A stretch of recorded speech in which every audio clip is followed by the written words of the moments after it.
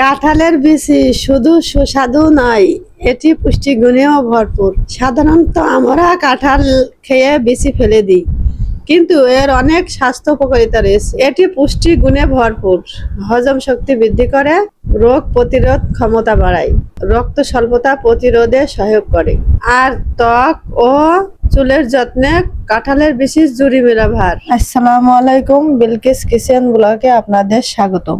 আজ আমি আবারও নতুন একটি ভিডিও নিয়ে চলে এসেছি। সেটা হলো কাঁঠালের বিচি দিয়ে পকোড়া বানানো। তো আমি প্রথমেই এই যে দেখুন, অনেকগুলো কাঁঠালের বিচি নিয়ে নিয়েছি। এখন এই কাঁঠালের বিচিগুলো খোসা ছাড়িয়ে নেব। এর জন্য একটা বটি নিয়েছি। এই যে প্রথমে কাঁঠালের বিচির মাথা এভাবে কেটে নেব। এরপর এই যে খোসাটা এভাবে হাত দিয়ে ছাড়িয়ে নেব। এই যে দেখুন, প্রথমে মাথাটা কেটে খোসাটা হাত দিয়ে এভাবে ছাড়িয়ে নেব। এই খোসাটা কিন্তু আর একভাবে ছাড়ানো যায়। সেটা হচ্ছে কোনো ভারী জিনিস দিয়ে বিচির উপরে এভাবে বাড়ি মেরে খোসা ছাড়ানো। এই যে দেখুন, এভাবে ভারী জিনিস দিয়ে কাঁঠালের বিচির উপরে এভাবে বাড়ি মেরে এভাবে কাঁঠালের বিচির খোসাটা ছাড়ানো যায়। এই যে দেখুন, এই একইভাবে আমি সব কাঁঠালের বিচির খোসা ছাড়িয়ে নেব। এখন এই যে দেখুন, সব কাঁঠালের বিচি থেকে আমি খোসা ছাড়িয়ে নিয়েছি। এখন এই কাঁঠালের বিচিগুলো প্রথমে সিদ্ধ করে নিতে হবে। এর জন্য একটা পাতিল নিয়ে নিয়েছি। পাতিলে কাঁঠালের বিচিগুলো দিয়ে দেবো, আর দেবো অল্প একটু পানি। এখন এখানে পানি দিয়ে ঢাকনা দিয়ে ঢেকে চুলোয় দিয়ে দেবো। চুলোয় দিয়ে এটা মিডিয়াম আছে আমি 20 মিনিট কুক করে নেব। এই কাঁঠালের বিচিটা খুব বেশি গলিয়ে ফেলা যাবে না, একটু সেদ্ধ হলেই এই কাঁঠালের বিচিটি নামাই নিতে হবে। এই যে দেখুন, এখন কাঁঠালের বিচিটা সেদ্ধ হয়ে গেছে, নামাই নেব। নামাই নিয়ে পানিটা ছেঁকে গরম পানিটা ফেলে দিয়ে এখানে ঠান্ডা পানি দিয়ে একটু ঠান্ডা করে নেব।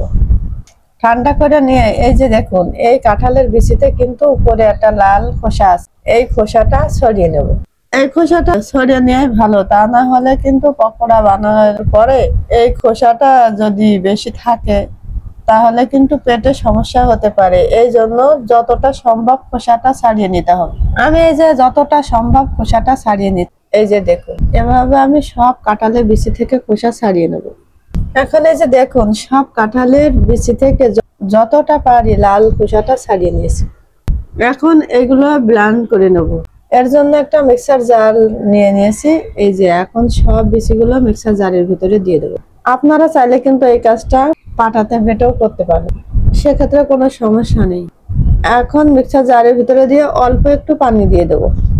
এই পানিটা কিন্তু খুব বেশি দেওয়া যাবে না, কারণ পানি বেশি দিলে এই কাঁঠালের বিচি নরম হয়ে গেলে কিন্তু পকোড়াটা ভালো হবে না। এই জন্য অবশ্যই অল্প একটু পানি দিতে হবে।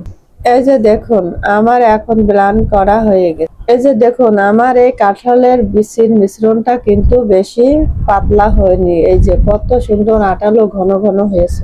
আর দেখবেন, খেয়াল রাখবেন যে আপনাদের এই মিশ্রণটা যদি বেশি পাতলা হয়ে যায়, সেই ক্ষেত্রে এখানে চাউলের আটা অ্যাড করতে পারেন।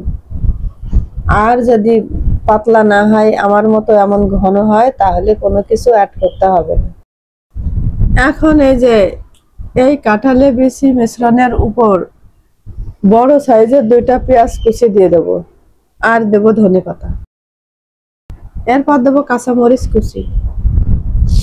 এরপর দেবো 1 চামচ মরিচের গুঁড়ো, 1 চামচ লবণ, 1 চামচ হলুদের গুঁড়ো, 1 চামচ জিরের গুঁড়ো, 1 চামচ ধনিয়ার গুঁড়ো। এখন সব উপকরণগুলো এভাবে কাঁঠালের বিচির মিক্সচার ভিতরে ভালো করে হাত দিয়ে এভাবে চটকে চটকে মেখে নেব। অবশ্যই হাত দিয়ে চটকে চটকে ভালো করে মেখে নিতে হবে। এই যে দেখুন, হাত দিয়ে চটকে চটকে মেখে এক পাশে রেখে দেব।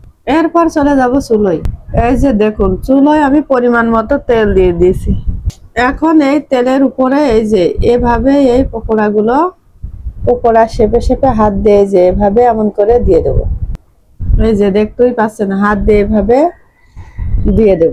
আর এই পকোড়া গুলো তৈরি করতে হলে কিন্তু তেলটা একটু ভালো করে গরম করে নিতে হবে।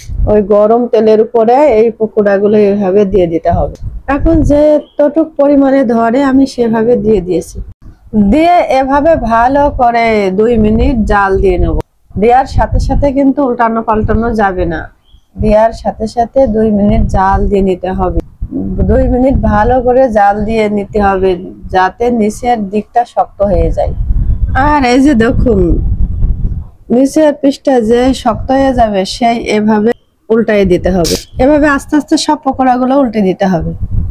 ওই যে দেখুন এভাবে 2 বা 3 বার উল্টায় পাল্টায় আমি গোল কালার করে ভেজে নিয়েছি।